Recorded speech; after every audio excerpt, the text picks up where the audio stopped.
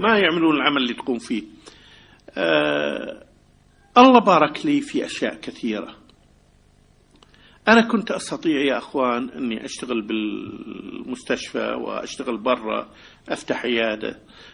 تلاميذي، أنا كنت من أوائل الأطباء الكويتيين اللي تخرجوا، تلاميذي كلهم الآن عندهم عمارات، الله يبارك لهم، عندهم ملايين. ولكن والله يا أخوان أعطف عليهم لأنهم يظنون أن السعادة في الجيب.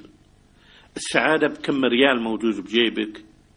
أنا أعتقد أن السعادة تحصلها في قلبك. ابحث عن السعادة الحقيقية، ابحث عن حسابك، مش في بنك الراجحي ولا الجزيرة ولا الهولندي، ابحث عن حسابك في بنك الله سبحانه وتعالى. إذا كان راجحي يعطيك 6% بالسنة، بنك الله يعطيك 700%. المشكلة أننا إحنا كمسلمين ما نثق بالله. بالصلاة نقول الله أكبر، لكن أول ما نخطو من المسجد طالعين المسجد نقول الريال أكبر والقرش أكبر. الله سبحانه وتعالى وعدنا بجنة فيها ما لا عين رأت ولا أذن سمعت ولا خطر ببال بشر.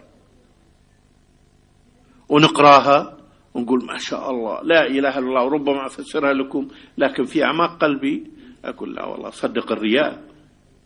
الريال هو اللي يغير حياة الإنسان. كنت أكلم أخي خالد وأقول له ما عن فقر، إحنا عندنا خير، وزوجتي ورثت مبلغ كبير جدا من أبوها، بالنسبة لنا على الأقل بالنسبة لي، رفضت أن يدخل هللة واحدة إلى بيتنا، تبرعت فيه كله لأعمال الخير. لكن قضينا 5 سنوات يا أخوان في كندا ما عندها إلا ثوبين، وثوبين هي خيطتهم،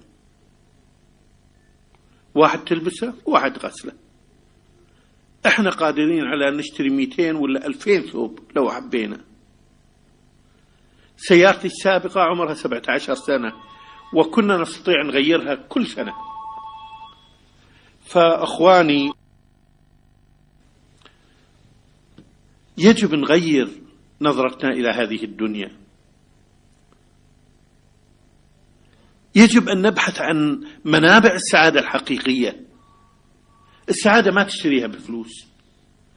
والله يوم من الأيام أذكر قضينا 3 سنوات في قرية نائية في مدغشقر، في قبيلة أصلها من عندكم من السعودية، يقولون احنا جايين من قرية اسمها حجاز، وجنبها قرية ثانية اسمها مكة، فيها رجال طيب يحبونه اسمه محمد وما يعرفون عنه نبي.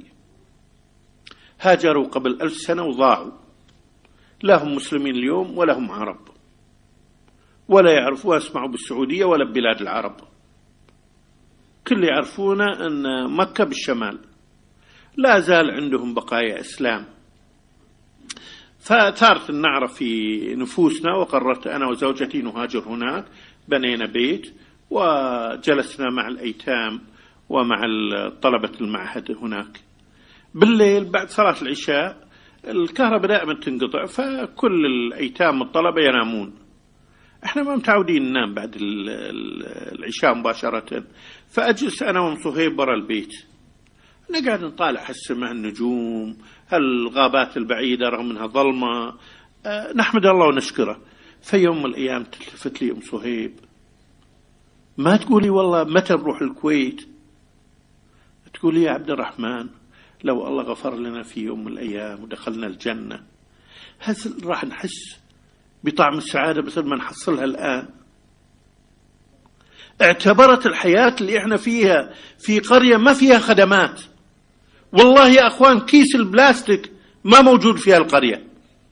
أذكر حتى جوني من جماعة تبليغ مجموعة من الأخوة من المدينة المنورة، وكادت أخواننا من السعودية والكويت غشمة ما يعرفون الحياة في ظل الظروف، راحوا اشتروا طماطم، أعطاهم طماطم بيدهم، قالوا له كيف تعطينا؟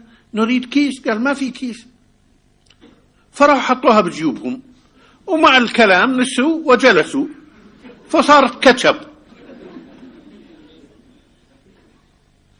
رغم الحياة هذه كانت تتساءل إذا كانت في جنة الله لو دخلناها راح نكون سعداء مثل هذه. ليه؟ لأن كل يوم نطلع للقرى ونكلمهم عن الإسلام.